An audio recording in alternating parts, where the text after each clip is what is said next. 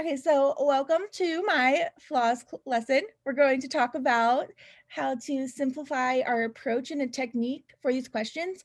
A lot of people are really intimidated with flaw questions because I think that we don't break it down to whenever we think of flaws questions, sometimes we just think about the actual flaw questions on the exam and we don't think about flaws just in general. So obviously there are flaw questions, and it actually is between that and must be true most strongly supported.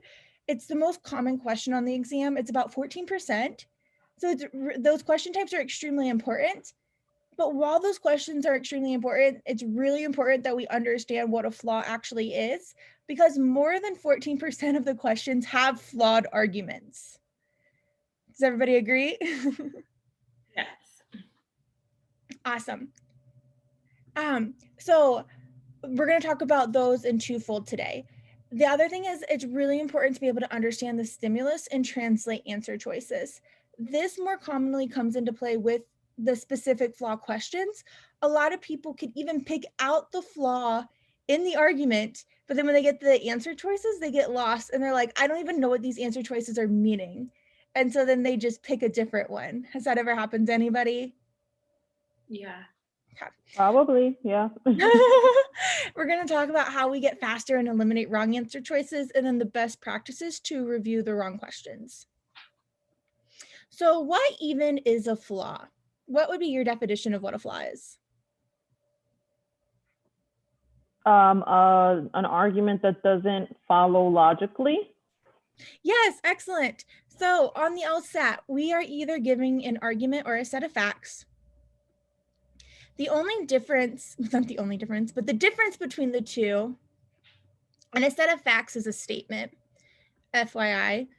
And so on the LSAT, an argument, what makes an argument is that it has a conclusion, correct? Mm-hmm. And while 90%-ish of the stimuluses are arguments and have conclusions, are all the conclusions valid? No. No. What is a valid conclusion? One that is backed up by the premises. But I feel like I'm missing something. It's a valid conclusion is that it's 100% certain, right? Or it's rock, what I like to call is rock solid. Okay.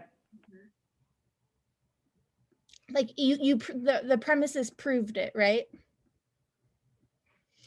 So on the LSAT, not all of these, some of them are, like if it was a, what is the main conclusion question, that potentially could be a valid conclusion. Or whenever we have a parallel reasoning question, if it's not what is the flawed, like parallel the flaw, and it's just, sometimes those are valid, but more often than not, these arguments are not valid. But just because an argument, well, I want to preference this by saying that if something is not valid, obviously it's a bad argument. But in life, can something sometimes not be 100% rock solid, but still be a good argument? Like outside of the LSAT. Yeah. Yeah, possibly. Yes. Okay. So this is what I call my argument spectrum, my argument strength spectrum. If an argument is 100% rock solid, it's on the rock. However, arguments can vary in length, or vary in what would be the right word? Vary in strength. And so if I said, this is always my example that I go to, it's hot outside, therefore we should get ice cream. Is that a decent argument? No. No, if we were friends, we can be friends, but if I was like, hey, it's hot outside, let's go get some ice cream, are you going to be like, no, that's a stupid argument? Oh, you probably agree. No, like, yeah, would you make fun of someone that made that argument? No. No, like it makes sense in the real world, right? In the real world. Yeah. Sorry, I'm thinking like. Yeah, no, Elsa, no, I love it. No, I could tell. You're right. So on my real world spectrum, I would put this argument about here. Is it hot? That would be where it is. What? if it's hot, let's go get ice cream. That's Yeah, where you. if it's hot, yeah. Like, and this is all this is all relative. This is not anything official. This is just my visual to explain Okay. it. Yeah. So what happens on the LSAT is sometimes we read arguments like it that make sense to us in the way that it's hot outside, therefore we should get ice cream, and we don't view it as flawed because we're like, oh, well, that makes sense. Well, making sense isn't good enough. We need on the LSAT or in the law world, we need all of our arguments to be rock solid. And so this is why it's important that we understand that the whole test is full of flaws, because it's not just the flaw questions. What other question types have flaws in the argument?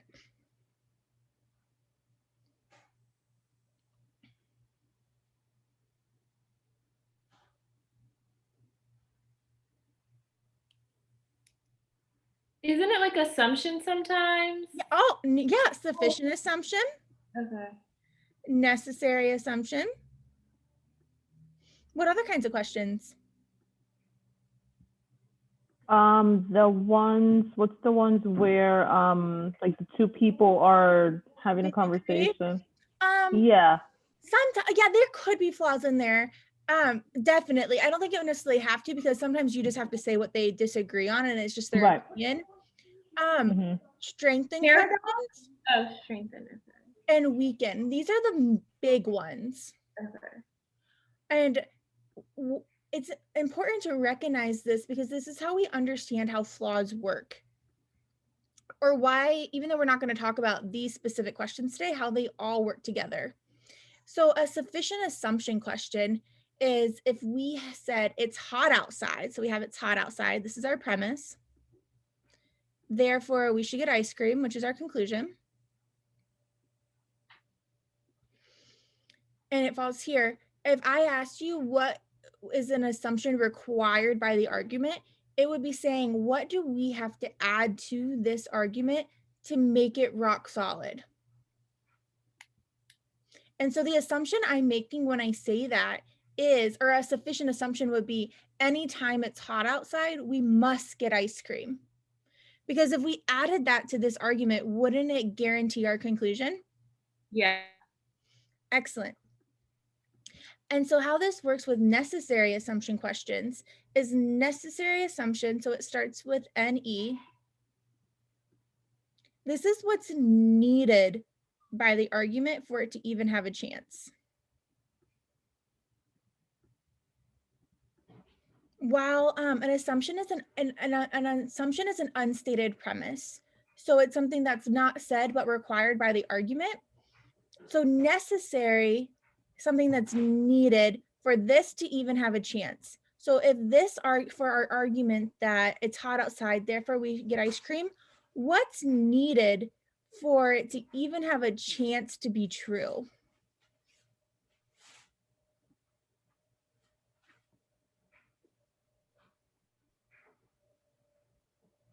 It being hot. What? Outside, like it being hot, like the temperature. Well, we already know that. Okay. What else has to be true for this to even have a chance? There's someplace to get ice cream? Yeah, there's someplace, like, yeah, because what if, no, this is perfect, because if it's hot, like, this would be, because if that was an answer choice, is it needed that there is an, like, ice cream open? Because if this were not true, what happens to our argument? Falls apart. It falls apart. Do you see how that works? Fabulous. I feel like I need to erase a little bit. Sorry, I think I always pick these answers. So when I said hot, that's just a premise booster. Yeah, it's just a it's just a premise. I always pick those when I do these questions. Okay, I have to remember that. Okay. I always use this example too for all. I try to always use it's hot outside, therefore we get ice cream, so you can always, like, you know, trigger it while you're working. Okay. Okay. So what about strengthen questions? What is the goal of a strengthen question? Make the conclusion more likely to be true. Oh, I love that. More likely to be true. Absolutely. So if this is where we're at on a strengthening question, are we trying to get to the rock? Not always. Not necessarily, right? We're trying to get as close to the rock as we possibly can. So the answer choice, if all the answer choices suck, the answer choice might only move us to right here. And those are, I actually think the toughest ones are whatever the correct answer just doesn't do much for it, but out of everything it does. But for now, we're going to focus on, we want a strong answer choice that gets us as close to being rock solid as possible.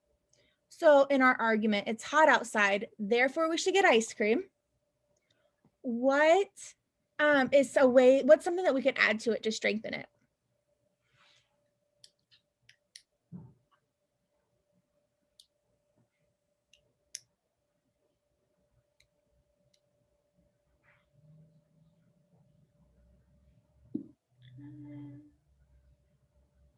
What about, there's an ice cream truck outside? Yeah. Yeah. Okay. What else would strengthen it? Throw out some ideas.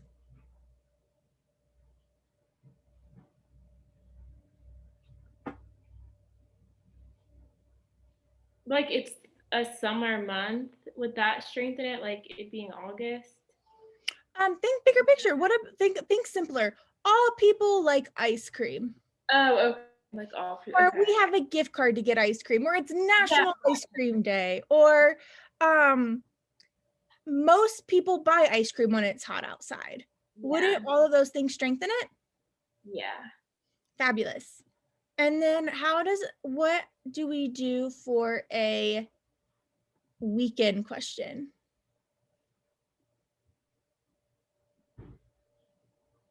What is the goal of a weekend question?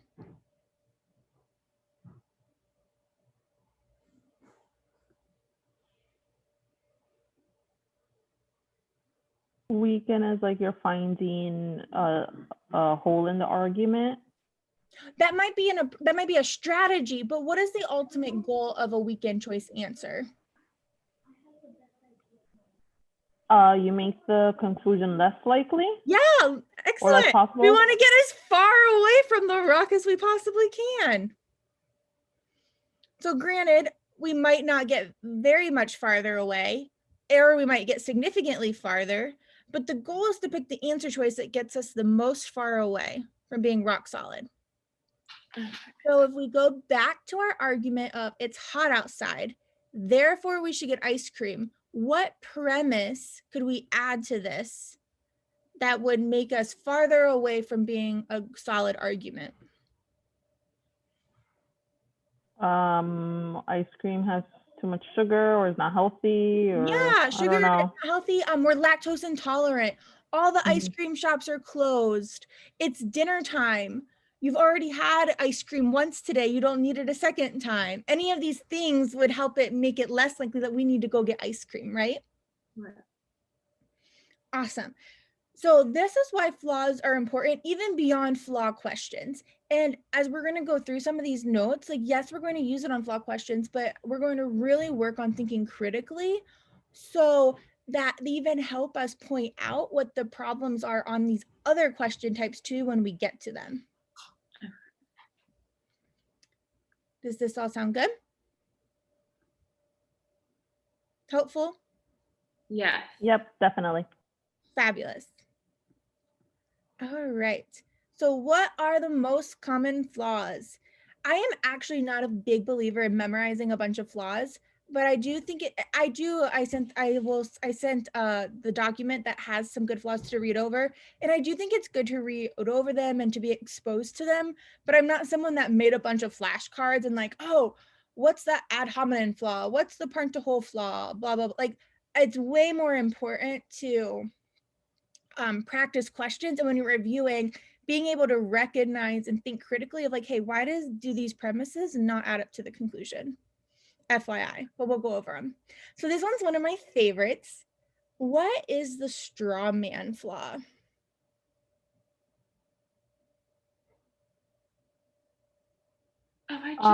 Straw man is when you are refuting an argument by changing what the person said.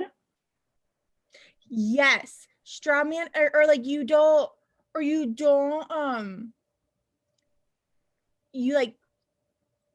you address something that they don't even address too. Right. So can you think of an example of the straw man flaw? Go ahead and take like 30 seconds to think of a straw man flaw on your own. Trying to use your ice cream example. So that might be like a little bit hard actually for this flaw. Yeah. You have a good one. Let me know because I didn't think of it that way. Oh, actually you could. Okay. I'm gonna set you up. Typically on the LSAT, the straw man flaw does come up with what Myra said whenever there's two people talking. Yeah. So we have person one and person two. So that is typically is when we do see the straw man flaw. So does that help at all of how we could set it up with the ice cream? So if we said person one said it's hot outside, we should get ice cream. What could that second person say that would make this a straw man flaw?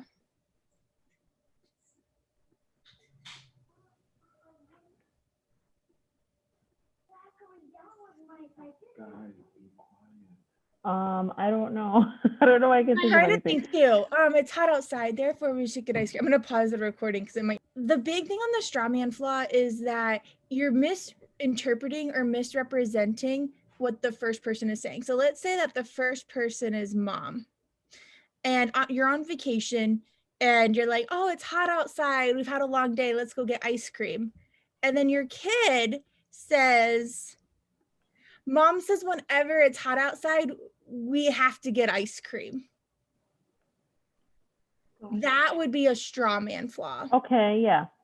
Because, and this probably happens with children all the time, just because this was your reasoning in this situation doesn't mean that this has to happen all the time, right?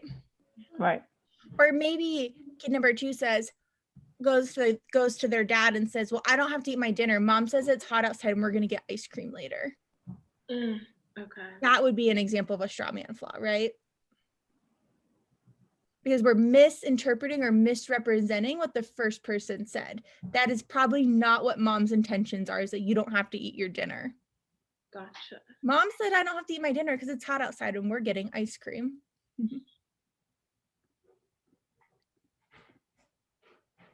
All right. What about unproven versus untrue? Can you think Never seen a flaw described like this. Yeah. Some of these are my own words too. So okay. So I don't have official flaws. Unproven versus untrue. This one's pretty simple, but this one happens a lot. And this one might not be necessarily a flaw question, but it happens on strengthen and weaken questions quite a bit. Just because something is not proven does not mean it's untrue. Okay. That's exactly what it says. This happens all the time in politics, and this is the one where I'm a very just to get political, I'm very moderate when it comes to politics. Like, maybe not necessarily on issues, but I just don't it's hard for me to accept what anybody says anymore, to be honest. Like, and I see this happen all the time on both sides. So if you think about the and I'm not saying this happened at all, so please don't hate me. So Trump saying that there's a flaw in the election. Just because we have not proven that that it's 100%. Yeah, I know a lot of people are saying, "Oh, he's just saying whatever he wants." This would also be a bias flaw. He's just saying whatever he wants. Just because it is unproven that there has not been flawed in the voting does not 100% guarantee that it's untrue, right? Yeah, that's like evidence, or an evidence or something. Yes, just because it's unproven or even because it's unlikely does not mean it's untrue. So just so sometimes you'll say we do not know that there's anybody living on Mars. Therefore, nobody can be living on Mars. Just because we don't have the evidence to do it doesn't make it untrue. Just because it hasn't been exposed, like it still could be, we just don't know. Does that make sense? Yeah. Yes. Awesome. Okay, the most common or second most common flaw on the LSAT, causation versus correlation. Most people just call this the causation flaw. I call it causation does not equal correlation because that's what did your teachers preach this in school too? No. Maybe I just had a teacher that preached this flaw. And I didn't take a flaw class. I don't even know what, I think it was science. Like my science teacher just always said, causation does not equal correlation. Okay. What does this mean? Or correlation, sorry, I said it backwards. Correlation does not equal causation. I should rewrite that. What does that mean? Yes, just because two things are correlated does not mean, I should fit the big X, does not mean that one is causing the other. Can anybody think? So one example I like to use is ice cream sales are going up. Therefore, murders are also going to go up. What is my premise?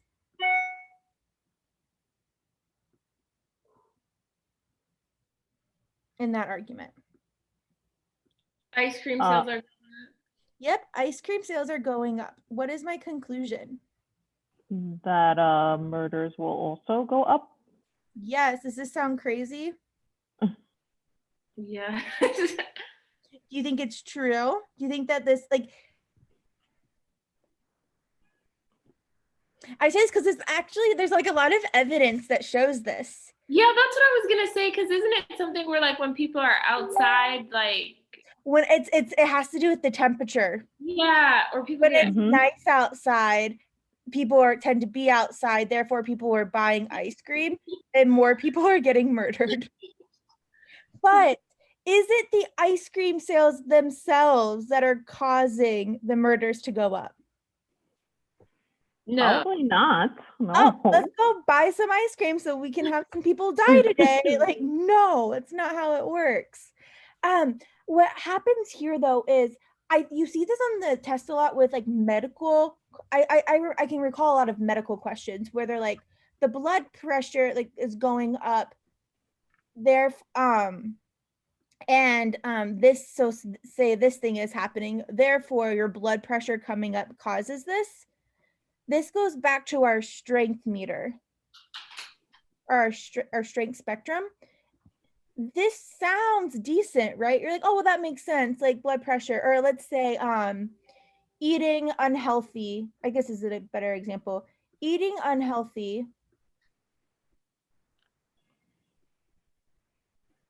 maybe, is there something I should say instead of blood pressure? Eating unhealthy causes there's heart disease? Heart disease, yeah. So makes your heart be bad. Therefore, eating unhealthy makes you more like you're gonna die younger or something. Like, even though this might be true, just because these things are correlated doesn't guarantee that eating unhealthy is what's causing people to die younger. Because let's say there's another thing that causes people to eat unhealthy and causes people to have heart problems. What's something that could cause people to eat unhealthy and have heart problems? Like the cuisine where you live happens to be, I don't know, everything's fried, or I don't know. Oh, stress. Stress. Couldn't stress potentially cause you to eat unhealthy and stress cause you to have heart problems? Yeah. So how do we know if it's, so let's say that people die young. So how do we know if it's the eating unhealthy or the stress that's causing people to die young? We don't. So that's the flaw. Okay. Is that an okay example? Yeah.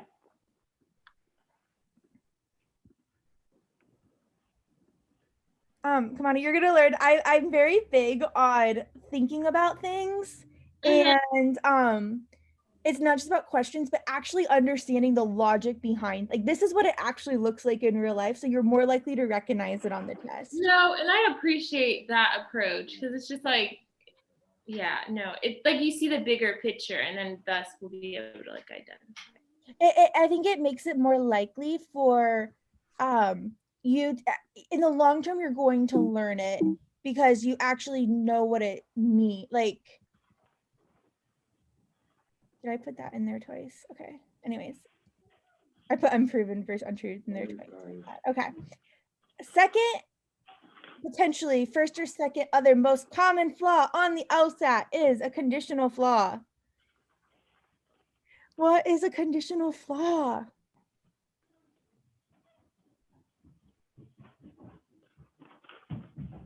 I don't really know if this is what it's called either. I'm not, I don't know. So a conditional statement. So it's whenever we take something that's a sufficient condition. No, okay.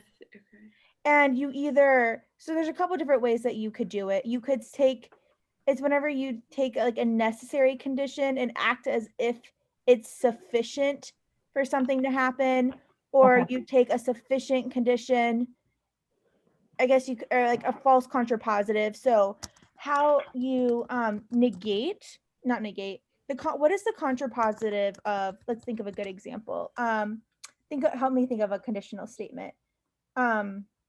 If you buy ice cream, you will be happy.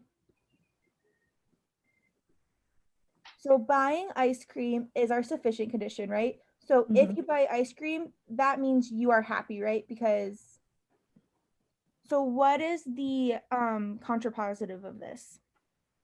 If not happy, then not ice cream. Yes. So if you are not happy, you did not get ice cream. What you'll see happen on the test a lot is they'll say, "Oh, I'm happy. I must have had ice cream." Right. Why is this a flaw? Because it's I don't know. There's a Like- name for it, but I don't know. Well, no, it's confusing sufficient for necessary. Yeah. That's a conditional flaw. There you go. That's what this is called. Confusing sufficient for necessary. But why is this a flaw? Explain it to me. Like, why is this a problem? They didn't negate, like they just. Okay, no, you both know the right terms for it, but I want you to like explain this to a 7-year-old. Why is this a problem? Because ice cream is needed for you to be happy. You can't just be happy without, like, right? Like that. Okay, so what if I said, so we said that, oh, if you get ice cream, you will be happy. So I know that Myra is happy. Why can I not assume that Myra joined class today and she's happy? Why can't I just assume that she had ice cream before class?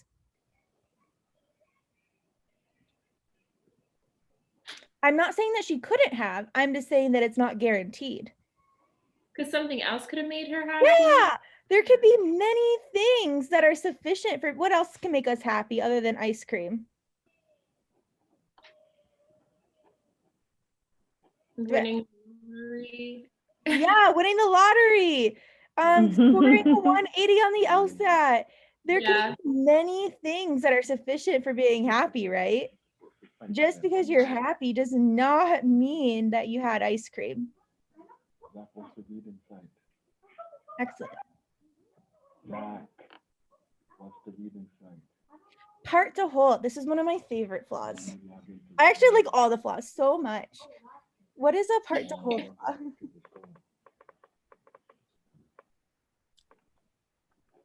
All right, go ahead and take 30 seconds and write one down. Try to think of one and write it down on your own. All right, did you come up with anything? So I confuse part to whole and whole to part. So just to clarify, part to whole is when you. Oh, I don't actually really know what the difference between the two is. So I know one is what's true of the parts is not true of the whole group. I think that's this one. So maybe if So you I said, actually assume that this is just the same thing, but you're right. You're saying that just because so if we had a if we have a class, oh wait, a part to whole. Okay, now you're okay, hold on. Go ahead and give me your example. What was your example? my example was every part of my car was made in Japan. So my car was made in Japan. Oh, excellent. That's a great one. And then a whole to part would be Would be like my car was made in Japan, therefore every part was made in yes, Japan. right, the No, other way. there's other ones too. This normally comes into of like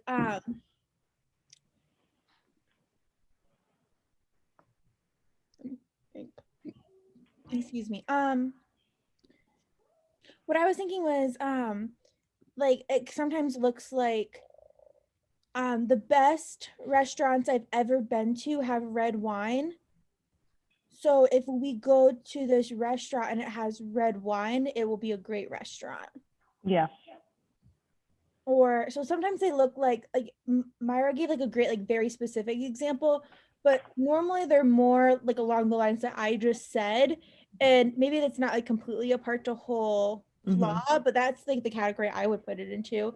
There's like a question where it says that all front like all I think it's like all houses, all brick houses on Front Street have front yards. Most of the houses on Front Street have front yards. Therefore, most of the houses on Front Street are brick houses. Like there could be like every single house. These are my brick houses. Every single house on Front Street could have a front yard, right? These are my wooden houses. Just because all brick houses have front yards does not mean that, and most of the houses on Front Street have front yards, does not mean that most of the houses are brick houses. Yeah. This is about as mathy as I get on the LSAT. We'll come across some questions like that too.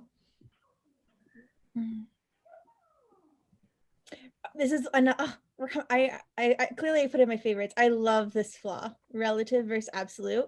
And this isn't necessarily a flaw question answer, but this happens all the time and sufficient and necessary as it happens just all the time. What is a relative? I wish more people, have you ever, before working with me, did you learn about relative versus absolute? I did, yeah. Okay, do other people talk about it as much as I talk about it? Not more than the others. I think I talk about it almost every class in some way because I think that I think it comes up all the time. So what is a relative term?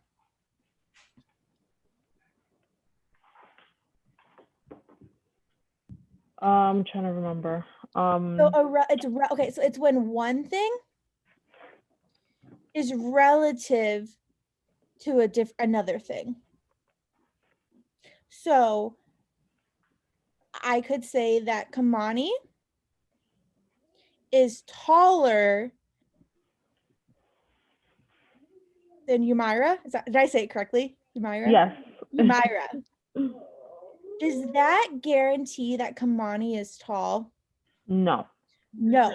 But what we say all the time is Kamani is taller than Umaira, therefore Kamani is tall. And we can't say that, or when we strengthen or weaken something, one of our answer choices in a strengthen question will be, well, this is more than this. Well, this is a really weak answer. Like, yes, maybe this could strengthen it a little bit because say like A is more than B, but what is more than? It could be like the most minuscule amount, right? Yeah. And so that's why this comes up in strengthen and weaken all the time as like wrong answer choices, or just paying attention to of why it's so important. And then what's an absolute term?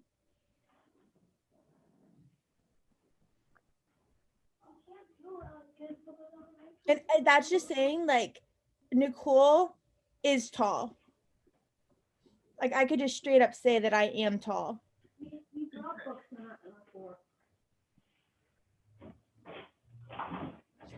Does that make like that's just it's just like it's just like it's just factual. It's just as It's just a fact. Yeah. Okay. Tell me where I have. Okay, we're almost okay. Percent versus amount. That one is like when they'll say, I can't explain it. Like, because the percent of something increased, they think it increased, but that doesn't mean it increased. It could just be the percentage, but the amount like could have been lower or. Mom, my homework percentage completion rate went up 90%. Therefore, I've done 90% of my homework, or Yeah. therefore I'm a great student. Like, okay, well, what if you literally did 0 and you just did 9 out of the 10 assignments this week, but previously you did nothing? Yeah. So percent versus amount. This one comes up quite a bit. I keep saying this. This one comes up quite a bit too, where you have to think about, it'll tell you like 40% of something is blue. Like 40% of the houses are blue. Therefore, there's a certain number of something. Okay. We'll come up, we'll look at this as an example. Ad hominem, this one's pretty easy. This is like when you just attack the character of someone rather than the issue. You see this with President Trump all the time. When I keep using him, I don't even think I'm like a huge Trump fan or anything, because I'm not. I don't want to say anything, but so often that you hear it all the time, like you attack his character instead of like the actual policy that's being debated, right? Like, or their bias. This happens with, well, Trump said he was going to say it's fraud no matter what, so clearly there's no fraud in the election. Well, Trump can be biased, Trump can be doing that no matter what, but there still can be fraud in the election, right? It might not be likely, but basing someone's judgment. You also see this one a lot whenever there's bias. So like, oh, a newspaper published this study that said most people buy newspapers. Since there's a reason that they would want to say this, it cannot be true. Well, just because they said that, like, just because there's a reason for me to want it to be true, doesn't mean it's not true. That's like me saying, more women need to go to law school. Well, Nicole's a woman, so that means that most more women should not go to law school because she's biased.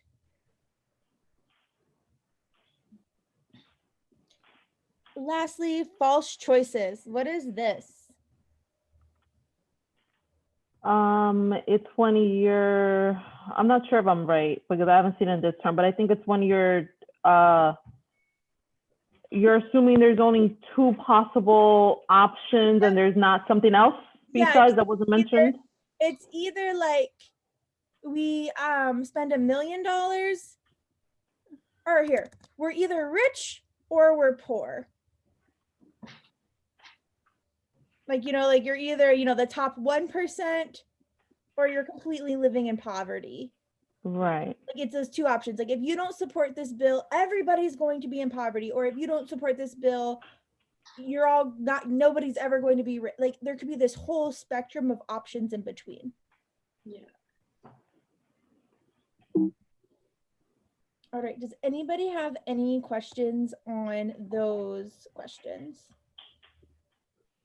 I was taught that it can't be ad hominem if they haven't specifically said like, oh, because Nicole is biased, don't listen to what she says, kind of thing.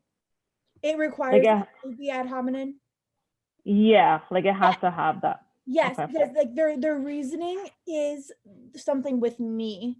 Yeah. Because Okay. you could have reason with someone if like they are an expert in the topic.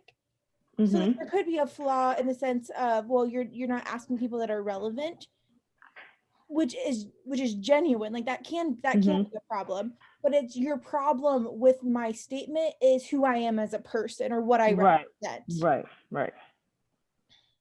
I think the woman example is a good one. Like Nicole's there's not enough, like more, Nicole says more women should be in law school. Well, she's a woman, so of course she's going to say that.